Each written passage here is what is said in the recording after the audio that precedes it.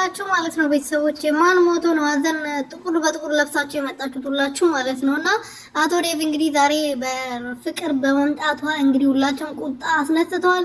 ኤፍሬምም እንደዛው ቡዜም ዴቭም እንደዛው ማለት ነውና እስከ ዛሬ ድረስ ከፍቅር ከሄርሜላ ጋር ሲያደርግ የነበረው ሩቲዬ ስትጎዳ የነበረው ነገር ምንም ሳይመስላቸው ዛሬ እንግዲህ አገር እያዘለን ይለቀቅልን እያሉ ነው። ኤፋዬ ግን ትክክል ነው፣ ሁሌም ትክክል ነው የኔ ጀግና የሩቲዬ መከታ ማለት ነው። እና ዴቭ ዛሬ ደግሞ የተናገረው ነገር አለ መጨረሻ ላይ ያወራው ንግግር ማለት ነውና አንቺ ከሱ ራቂ፣ በቃ ጸጥ በይበት። ያኔ አንቺ የልጅነት ፍቅሩ የልጅነት ሚስቱ የልጁ እናት ብዙ አንድ ላይ ያሳለፋቸው ሰዎች ናቸው። አንቺ ትተው መቼም አይተውም፣ ካንቺ ህይወት ወጥተው መቼም አይወጣም። ስለዚህ ወደ አንቺ እንዲመጣ ካንቺ ጋር ህይወት እንዲኖረው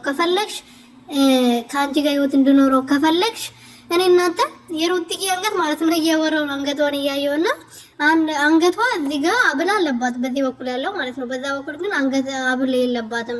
ገብታችሁ ቪዲዮውን ራሱ አይታችሁ ከሆነ አብል የለም አንገቷ ላይ ማለት ነው። እንዴት ነው ሁለቴ ነው እንደ ፎቶ የተነሳችሁ?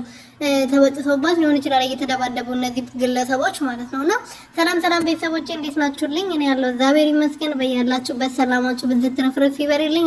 ለዚህ ቻናል አዲስ የሆናችሁ ሰብስክራይብ እያደረጋችሁ ቤተሰብ